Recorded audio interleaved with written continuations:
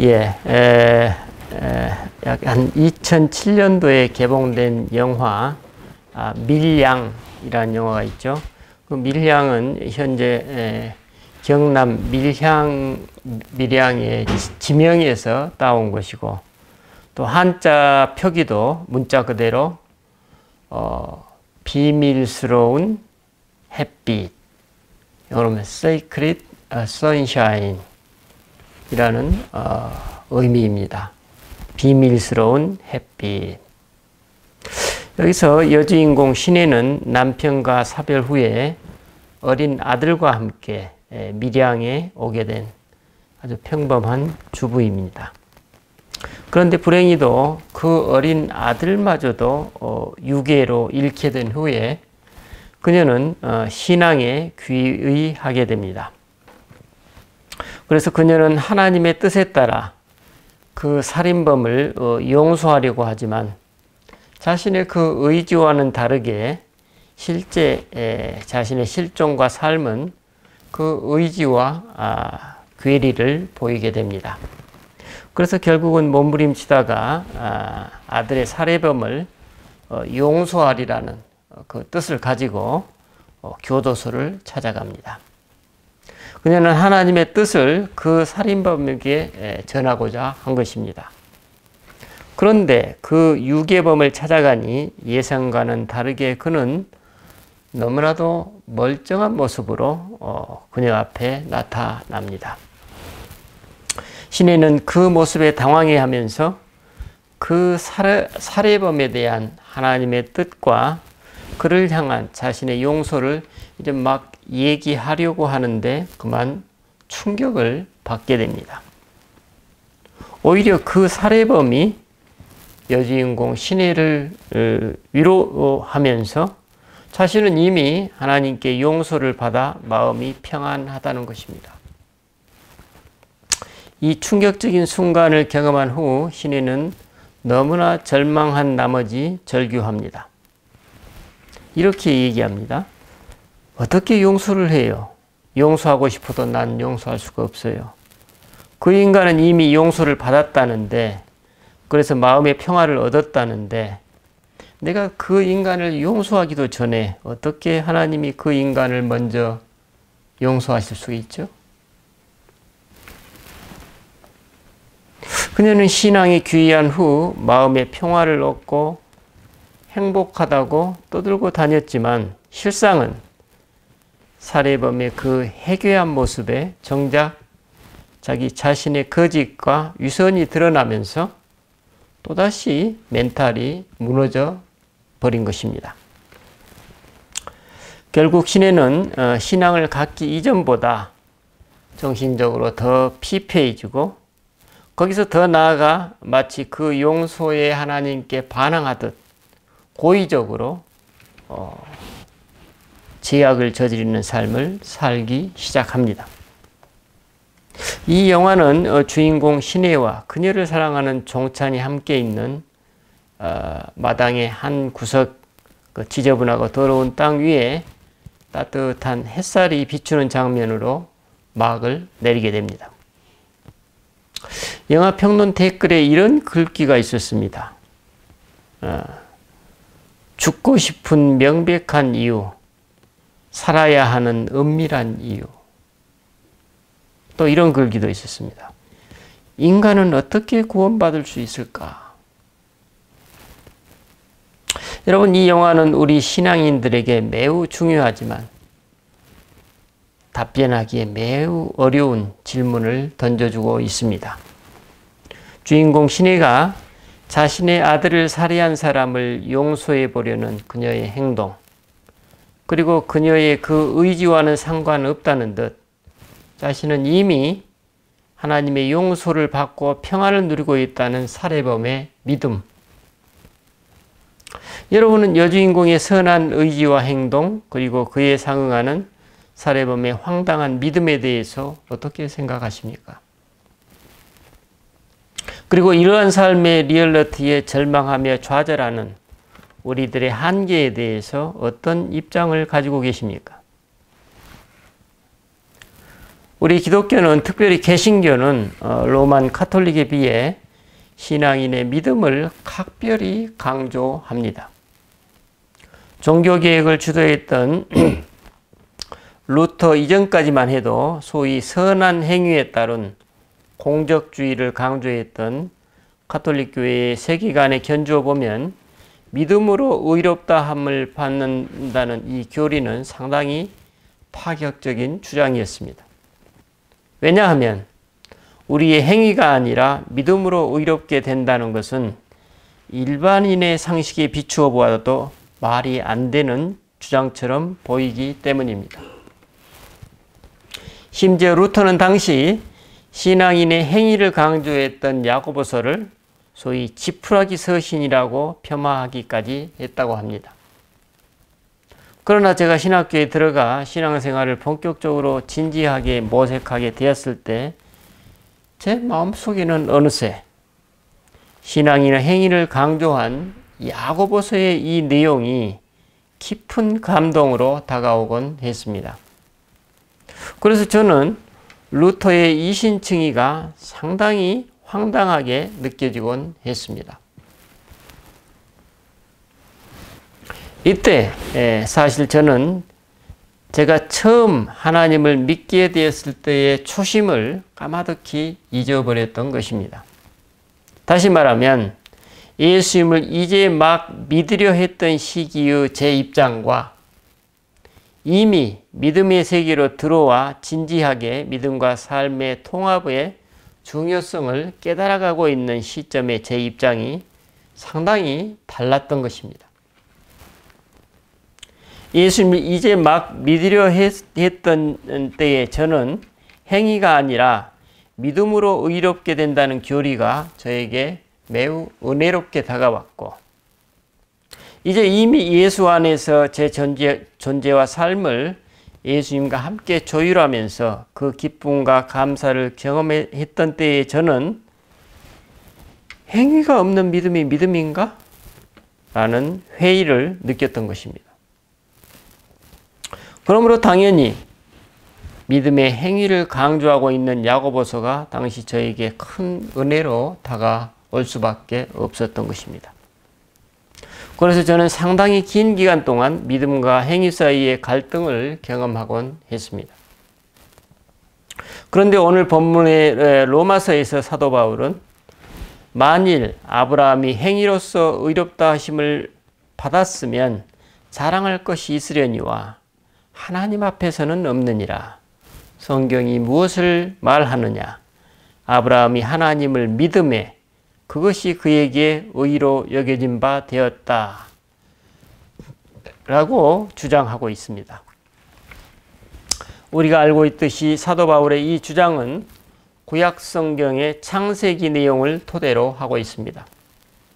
그런데 오늘 두 번째 본문 창세기 17장에 보면 하나님께서는 자기 친아들이 없는 아브라함에게 열방의 아버지로 세워주시겠다고 약속하시면서 17장 1절에서 명령하십니다. 너는 내 앞에서 행하여 완전하라. 어떻습니까? 뭔가 좀 혼돈스럽지 않으십니까? 사도 바울은 분명히 아브라함의 예를 들어서 신앙인이 믿음으로 의롭게 된다고 설명하고 있는데, 정작 하나님께서는 아브라함에게 언약을 하실 때 그에게 너는 내 앞에서 행하여 완전하라 이렇게 강조하고 계십니다. 메시지 성경은 이 부분을 너는 내 앞에서 흠 없이 살고 온전하게 살아라 라고 번역하고 있습니다. 오늘 여러분의 이 상충되는 내용을 어떻게 받아들이고 계십니까? 우리는 이 질문에 대한 해답을 찾기 위해 먼저 로마서에서 말씀하고 있는 칭의, 즉 의롭다 칭함을 받는다는 것의 의미를 살펴볼 필요가 있습니다. 이를 위해 창세기 17장을 보면 하나님께서 아브라함에게 말씀하십니다. 내가 내 언약을 나와 너 사이에 두어 너를 크게 번성하게 하리라. 보라, 내 언약이 너와 함께 있으니 너는 여러 민족의 아버지가 될지라. 내가 내게서 민족들이 나게 하며 왕들이 내게로부터 나오리라. 내가 내 언약을 나와 너 및 내 대대 후손 사이에 세워서 영원한 언약을 삼고 너와 내 후손의 하나님이 되리라. 우리는 여기서 아브라함과 언약을 세우시는 하나님의 뜻과 아브라함의 후손, 즉 아브라함 가족의 본질을 파악할 수 있습니다. 여기서 중요한 것은 어떤 한 아이가 입양을 받아들이듯이 아브라함도 하나님께 입양된 것과 같은 방식으로 그분의 자녀가 된 것입니다. 아브라함은 뭐예요? 입양이 된 것입니다. 하나님의 아들로서. 또 그 아브라함의 가족은 한 민족이 아니라 여러 민족으로 구성된다는 것입니다.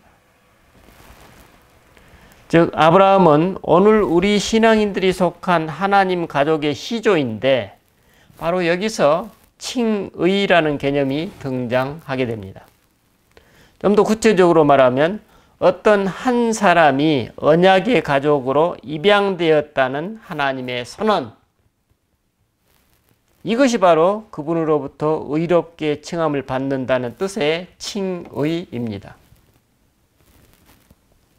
이런 맥락에서 사도 바울은 오늘 본문 1절에서 그런즉 육신으로 우리 조상인 아브라함이 무엇을 얻었다 하리요? 라고 질문하고 있습니다. 그러므로 칭의라는 말은 본디 그 사람의 행실을 넘어서는 그 사람의 존재 그 자체와 그에 따라 그 사람에게 새로운 정체성을 부여하는 하나님의 선포임을 알 수 있습니다. 이런 맥락에서 설교 서두에서 제가 언급했던 영화 밀양의 내용을 비추어 보면 주인공 신혜는 하나님이 내려주시는 칭의, 그 칭의에 따른 은혜와 그 칭의의 삶에서 드러나게 되는 행위를 연결시키고 있습니다. 그런데 창세기 17장의 아브라함을 보면 하나님께서는 아브라함의 믿음을 그의 행실보다 훨씬 위에 두고 계심을 알 수 있습니다. 오늘 두 번째 본문 창세기 17장 바로 직전의 내용은 아브라함의 믿음의 정면으로 배치되는 것 같은 하갈과 이스마엘에 관한 내용이 소개되고 있습니다.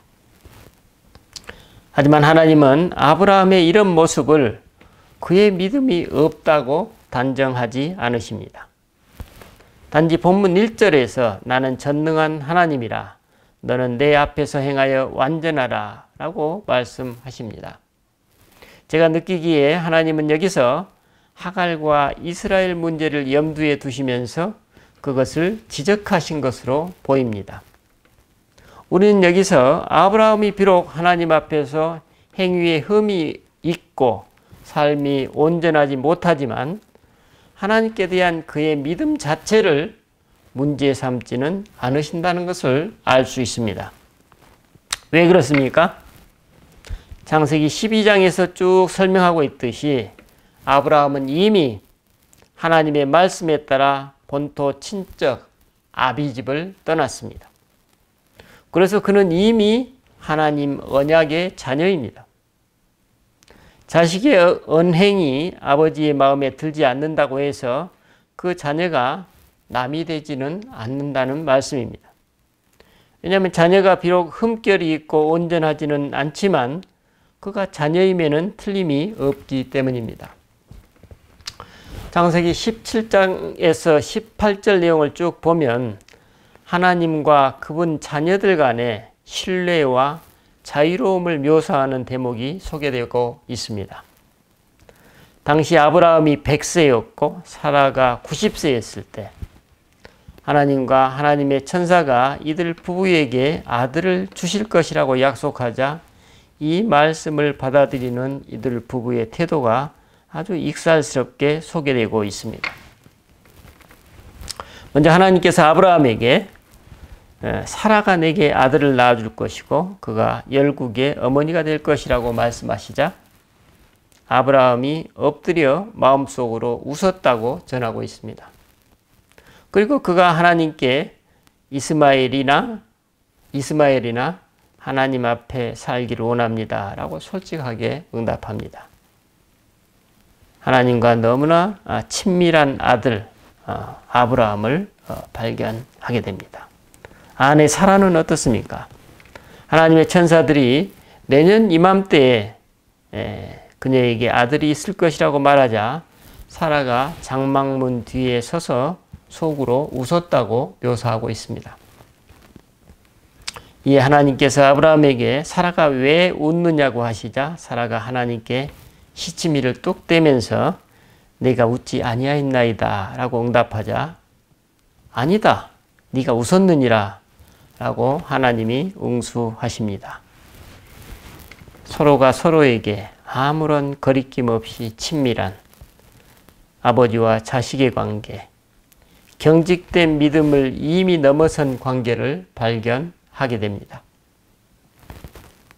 그래서 하나님은 아브라함에게 영원한 언약을 맺으시면서도 하갈과 이스마엘에 대한 이들 부부의 실책을 꾸중하는 것을 잊지 않으십니다. 이제는 그렇게 살지는 말라는 것입니다. 행이 온전하게 살라는 것입니다. 이제 영화 밀양의 여주인공 시내의 대척점에 서 있던 그 살해범을 한번 생각해 보십시다. 우리는 물론 그가 어떤 하나님을 만났는지 평가하거나 심판할 자격 혹은 그럴 만한 능력이 부족합니다. 하지만 그 살해범이 진정 믿음의 아들이 되었다면 자기의 친아들을 잃고 견딜 수 없는 그것도 자기 손에 의해서 아들을 잃은 그녀의 고통 속의 그녀를 그처럼 충격적인 태도로 대할 수 있을까요? 너무나도 뻔뻔하게. 영화는 우리 신앙인들에게서 드러난 소위 값싼 은혜를 고발하고 있습니다. 주인공 시내가 의식과 무의식의 괴리를 극복하지 못한 것과 마찬가지로 그 살해범 역시 하나님의 자녀가 되었다는 의식과 하나님 자녀로서의 무의식, 즉 자기 자신의 무의식적 실상이 온전히 통합되지 못한 것입니다. 그의 존재와 그의 믿음이 통합되지 못한 것입니다. 바로 이 점이 영화가 고발하고 있는 소위 신앙인들의 믿음의 실상이라는 메시지입니다. 우리는 여기서도 아브라함에게서와 마찬가지로 하나님 자녀로서의 정체성과 그에 걸맞는 언행의 괴리, 즉 의지와 존재의 간극을 발견하게 됩니다. 그래서 영화는 이러한 우리 인간 군상들의 모습을 주인공 시내가 그 충격적인 경험을 한 이후의 삶을 통해서 드러내고 있습니다. 그녀는 그 충격으로 좌절한 나머지 영적, 심리적 스트레스를 이겨내지 못하고 정신적인 트라우마를 경험하게 됩니다. 그는 마치 하나님께 대항하듯이 여러 가지 죄악된 언행을 의도적으로 시현하게 됩니다. 연약한 인간성의 한계를 가감없이 보여주고 있습니다. 그래서 영화의 결말은 마당 한 구석, 지저분하고 더러운 땅 위에 따뜻한 햇살이 비추는 장면으로 마무리됩니다. 이 땅을 살아가고 있는 우리 모두에게 구원이 필요하고 우리 모두가 따뜻한 햇살과 같은 하나님께 대한 믿음이 요청된다는 메시지입니다. 이 단순한 사실을 받아들이는 사람, 바로 이 사람이 아브라함의 후손이고 약속의 자녀라는 의미입니다. 우리는 오늘 말씀에서 믿음과 행위에 관한 신앙적인 물음을 생각해 보았습니다.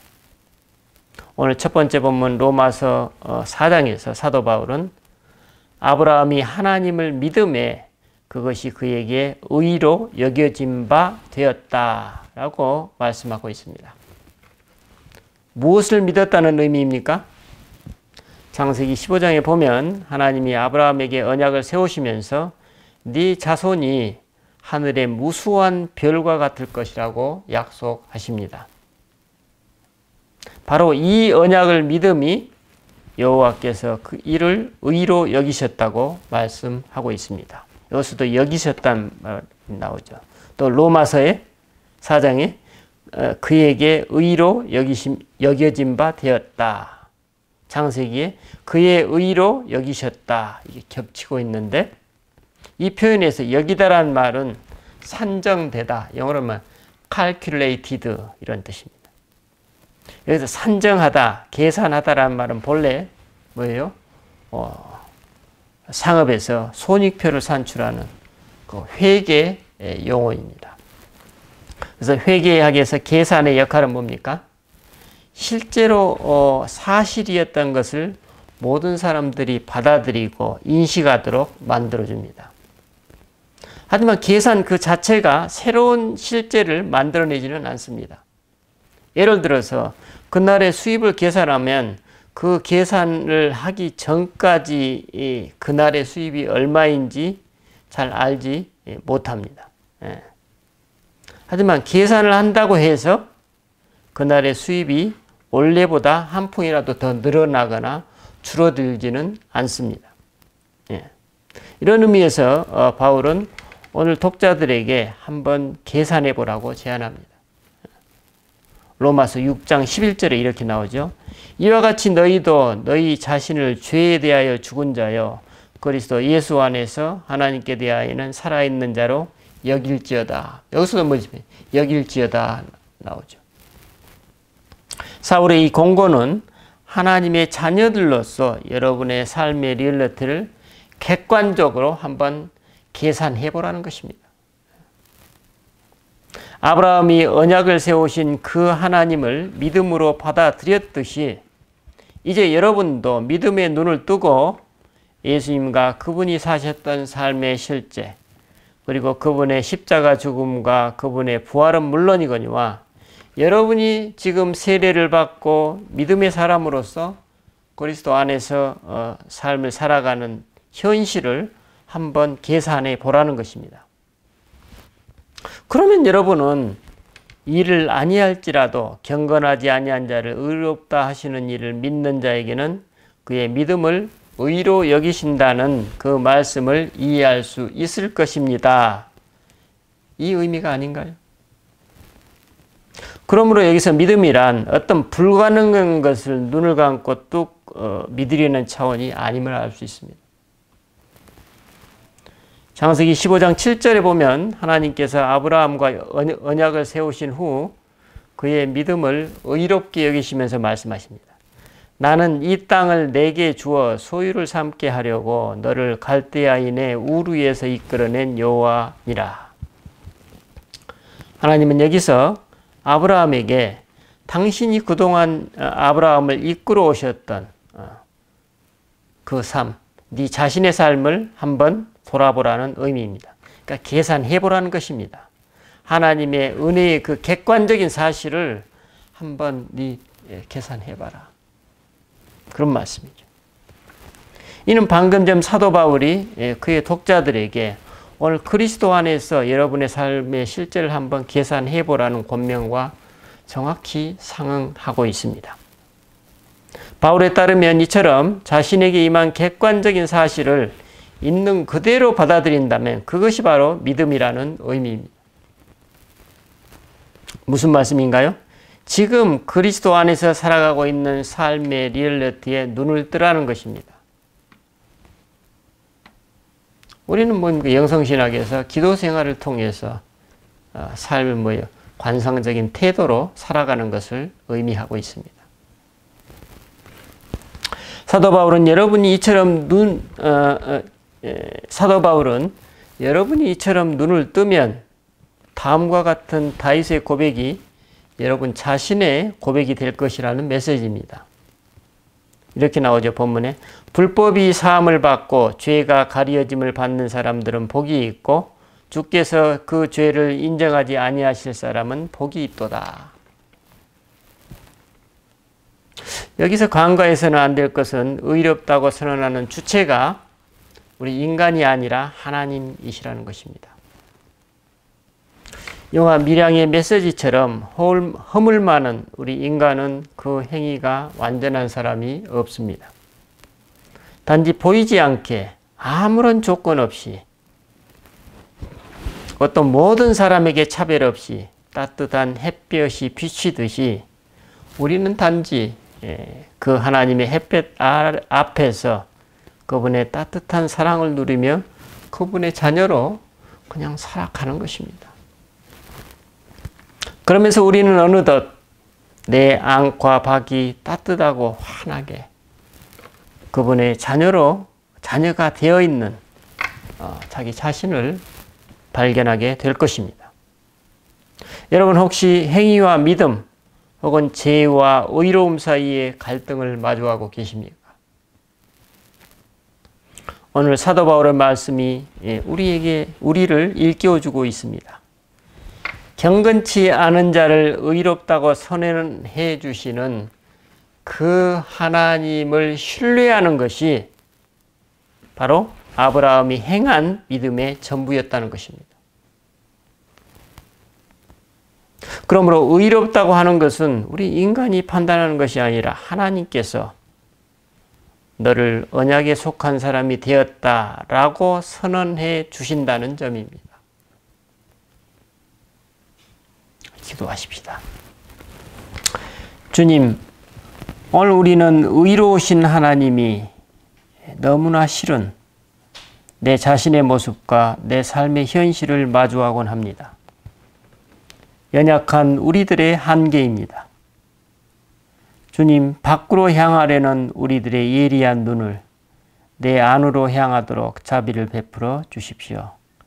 무엇보다도 내 자신이 하나님의 따뜻하고 환한 햇볕을 먼저 마음껏 누리게 하옵소서. 그래서 우리 안팎이 밝고 건강하게 하옵소서. 감사드리고 우리 주 예수 그리스도 이름으로 기도드립니다. 아멘.